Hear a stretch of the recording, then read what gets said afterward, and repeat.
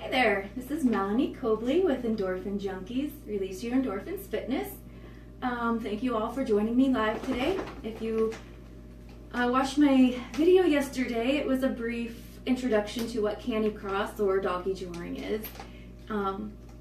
So brief recap, it's just a really, I think it's a really fun way to get out there and be active with your dog or dogs.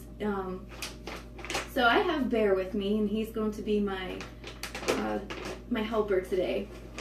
So some of the things that I learned when I first started canicrossing with my dogs was that you want to have them trained with some basic commands before you even set foot out the door. So I have in my hand some sweet potatoes, baked sweet potatoes from Retriever Naturals, which are really, they're just baked sweet potatoes. They don't have anything bad in them. So my dogs knew the basic commands of sit, stay, and to me before we started canicrossing. So yes, you're a handsome boy, you're a good boy. Stay down. So how I taught my dogs to sit was you take your treat in your hand. So I have this little sweet potato here. Up.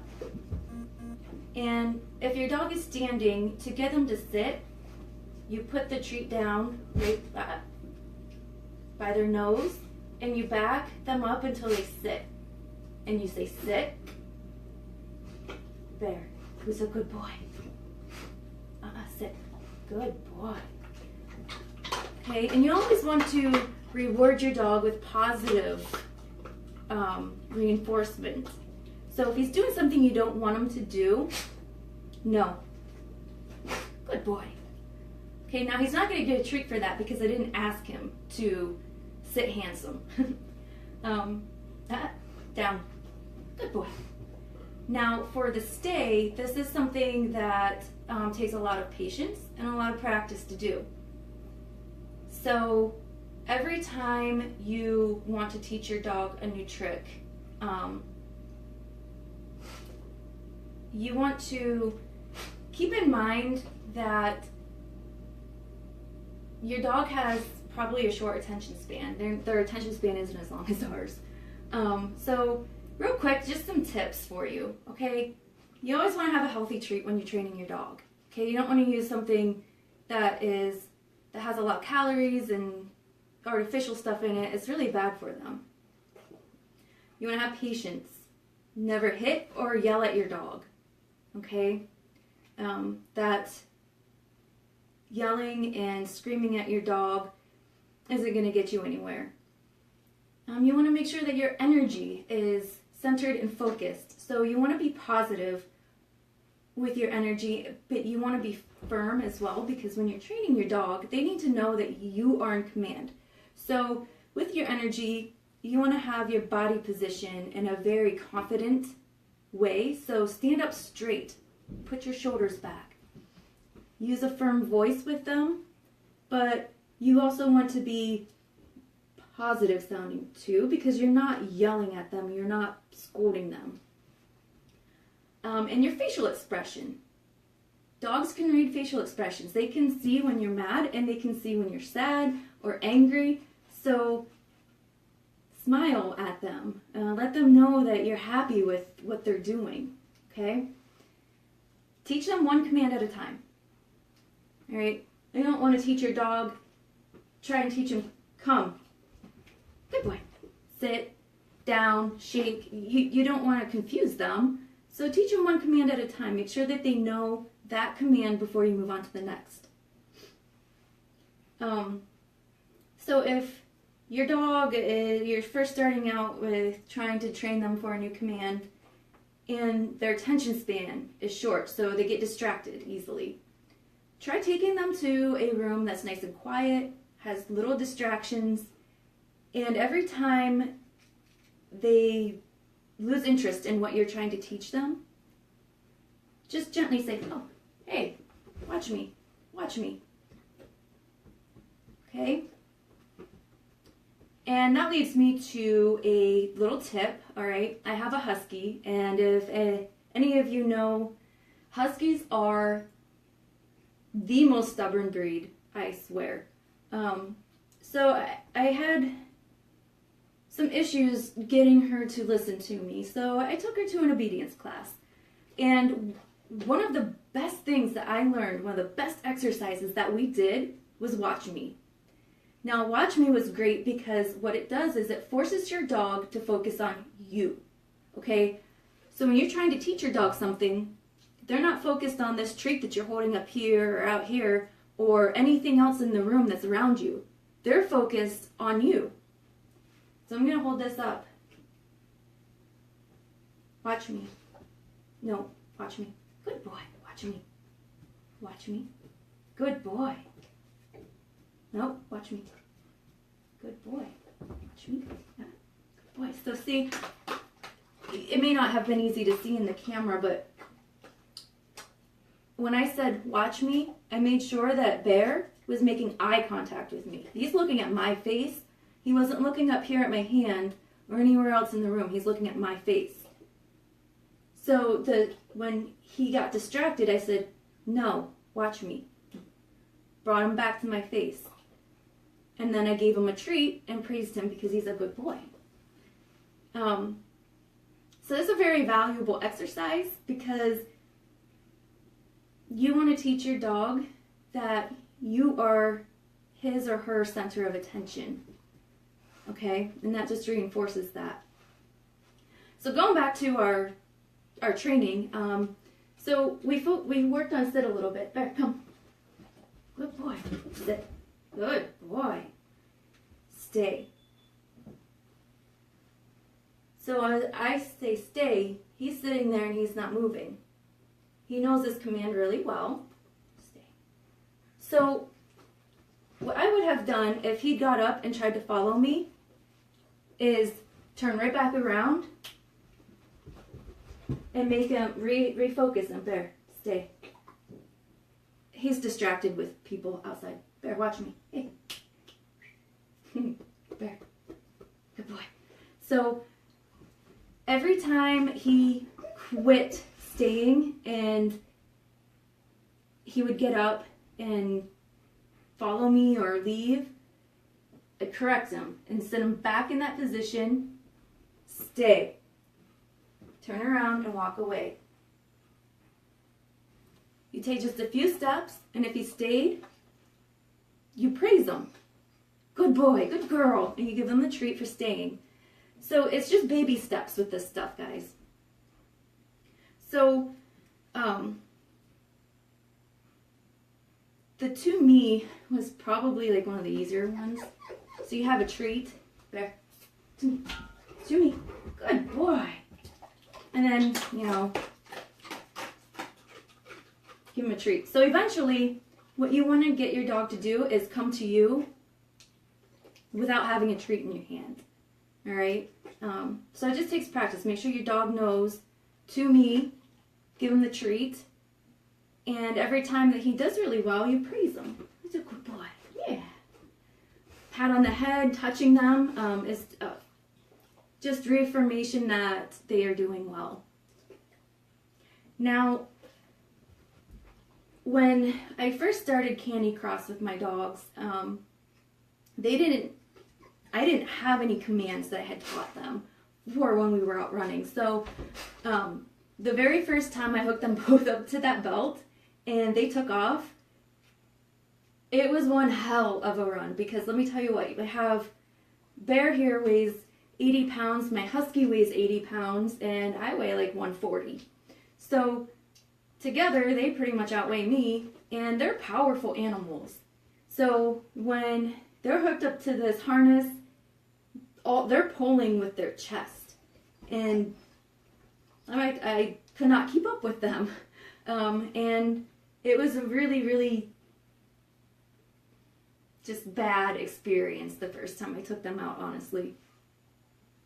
But I didn't give up because they absolutely loved it, both of them. I mean, you should have seen how much fun they were having. So I decided that I was going to try and teach them some basic commands that I could use while I was out running with them. One of the first ones I taught them was actually leave it, because I was able to keep up with them, but you know, every little distraction on the side of the road, it was stop all of a sudden, and you have this really long lead hooked up to your waist, and they all of a sudden stop. You're fumbling around because now you're tripping over them, and you're tripping over the slack in the line that was hooked up to you. And I don't know how many times, like, I almost face planted it on the road. So I taught them leave it. And how I did that was, every time they did that, they would just stop and jump to the side of the road to sniff something. I gave them a firm pull, and I would say, leave it,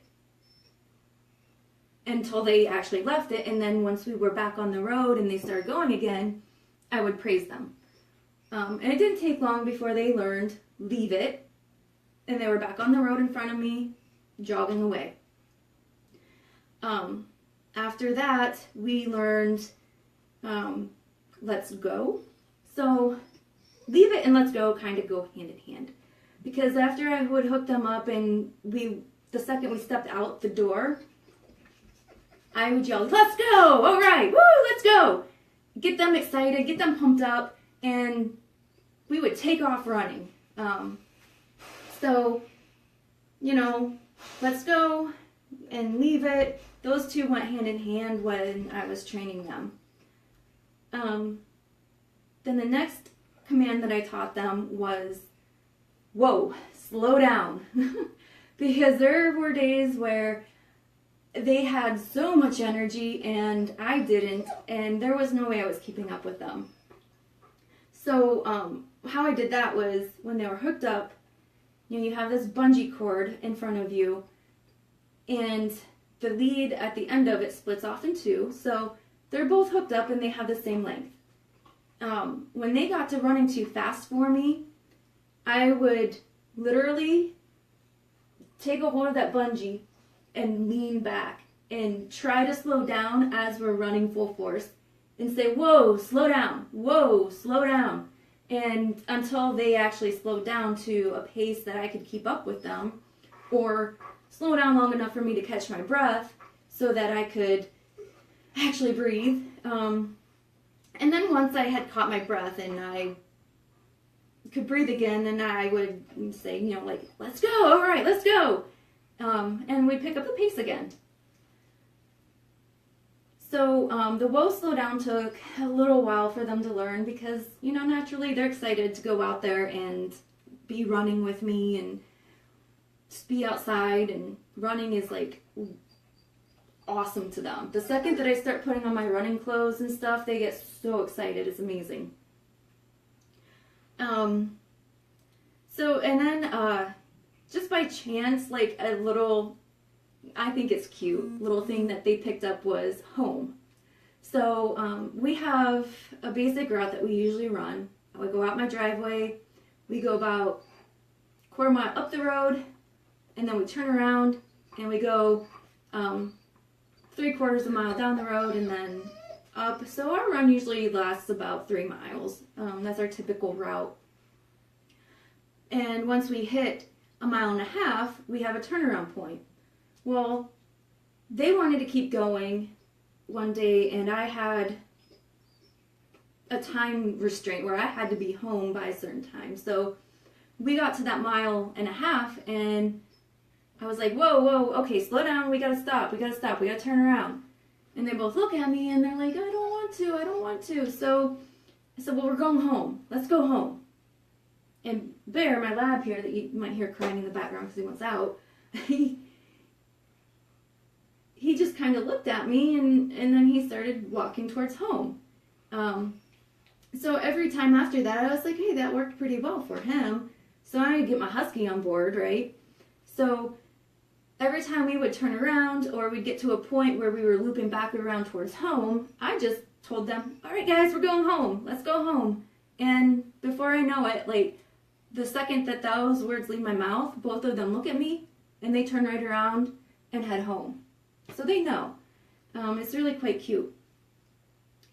One of the other commands that I taught them that took a long time too was stop. So, like, I live way out in the middle of nowhere in the country, and there's not a lot of traffic on my road, but once in a while you get some crazy-ass driver that thinks that, oh, it's a dirt road, there's nobody out here, so I'm going to drive 60 miles an hour.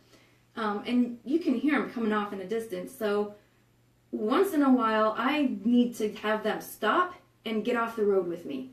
And we can't just be, full force running. We're running like 10 miles an hour here and jump off to the side of the road. So I tried to teach them stop. Or, sometimes like the one time my shoe came untied, you have to stop. I had to stop to tie my shoe. So I used a similar as whoa, slow down training method. But instead of just pulling on the lead and leaning back a little bit, I actually started pulling really hard. Not hard enough to hurt them or to knock them off balance, but hard enough that they knew that something was wrong, right? And I say, stop, and try to brace myself and actually stop running. And that took a little while for them to get, but they did.